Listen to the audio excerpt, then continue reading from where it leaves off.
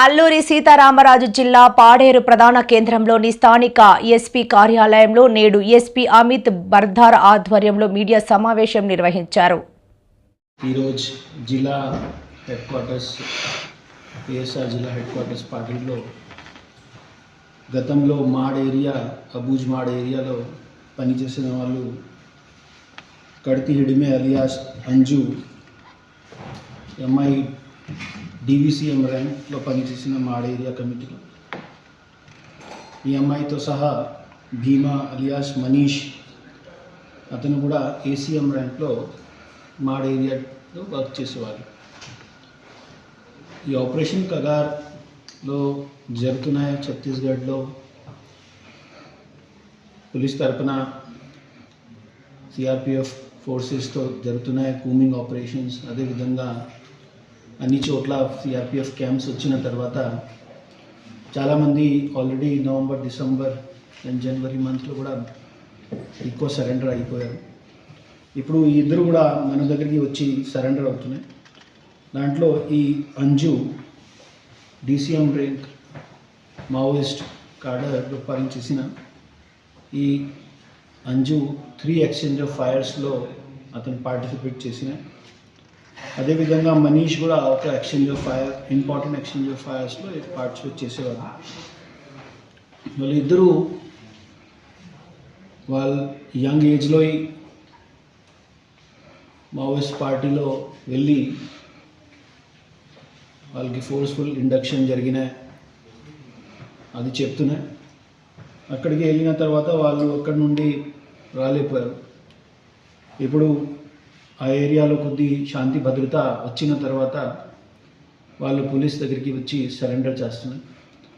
ముఖ్యమైన మన ఆంధ్రప్రదేశ్కి వచ్చిన కారణం ఆంధ్రప్రదేశ్లో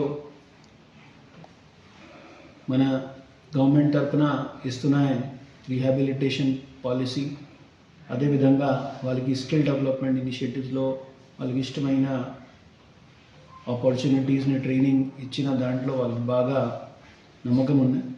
దీని కారణం వాళ్ళు మనకి వచ్చారు. అదేవిధంగా మావోయిస్ట్ పార్టీని వదిలేసేదానికి కారణం మిగతా మావోయిస్ట్ ఇంతకుముందు మనం చెప్పిన అదే రీజన్ వాళ్ళు కూడా చెప్తున్నారు. దట్ ఎక్కువ డిస్క్రిమినేషన్ జరిగిన, అదేవిధంగా ఒక చిన్న పిల్లల్ని ఫోర్స్ఫుల్గా ఇండక్షన్ చేయడం జరుగుతుంది. సో ఈ ఫోర్స్ఫుల్ ఇండక్షన్ అదేవిధంగా ఈ డిస్క్రిమినేషన్ యాక్టివిటీస్ని చూసి వాళ్ళు మావోయిస్ట్ యాక్టివిటీస్ నుండి బయటికి రావడానికి చాలా ప్రయత్నం చేశారు.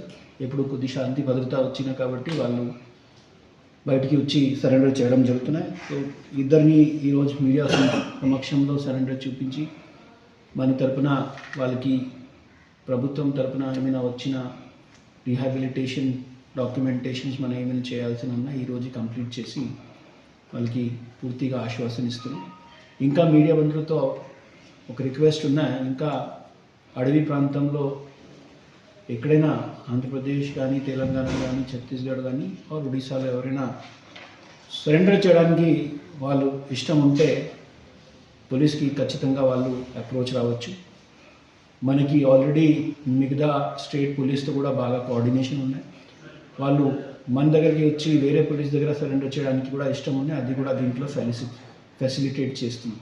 ధన్యవాదాలు. ఆపరేషన్ ర్యాంక్లో ముఖ్యమైన మనకి 5 lakhs వరకు రివార్డ్ ఉంటున్నాయి. అండ్ ACM ర్యాంక్లో మ్యాక్సిమం 3 lakhs వరకు. వాళ్ళకి లిస్ట్ చెక్ చేస్తున్నాం. ఇద్దరి పైన ఎంత రివార్డ్ ఉన్నా అది చెక్ చేసి వాళ్ళకి వెపన్స్ సహా రాలేదు. ఎందుకంటే అబూజ్ మాడ్ నుండి బయటికి రావాలి. సో ఇప్పుడు ప్రజెంట్గా కూమింగ్ ఆపరేషన్స్లో భయం ఉంటున్నాయి కాబట్టి వాళ్ళు వెపన్స్ని అక్కడికి డ్రాప్ చేసి వచ్చారు. ఆపరేషన్కి ఇప్పుడు దాకా సమాచారం వచ్చిన ప్రకారంగా మనకి ఇంద్రావతి నేషనల్ పార్క్, అదేవిధంగా ఈ అబూజ్ మాడ్ ఏరియాలో ఇప్పుడు కూడా ఫార్మేషన్స్ ఉన్నాయి. కంపెనీ ఫార్మేషన్స్లో వాళ్ళు ఉంటాయి. అదేవిధంగా రీసెంట్ డెవలప్మెంట్స్లో తెలిసిన, మీడియాలో చదివిన దాంట్లో జార్ఖండ్ అండ్ ఒడిశా బార్డర్లో కూడా మూవ్మెంట్ ఉంది. ఈ ఆంధ్రప్రదేశ్ నుండి మావోయిస్ట్ పార్టీలో పనిచేసే వాళ్ళు ఇప్పుడు 4 persons ఉంటున్నాయి. వాళ్ళు రావచ్చు బయటికి. ఇంకా ఈ 4 persons కూడా ఇంపార్టెంట్ ర్యాంక్స్లో CCM కానీ SZCM ర్యాంక్లో పనిచేసేవారు.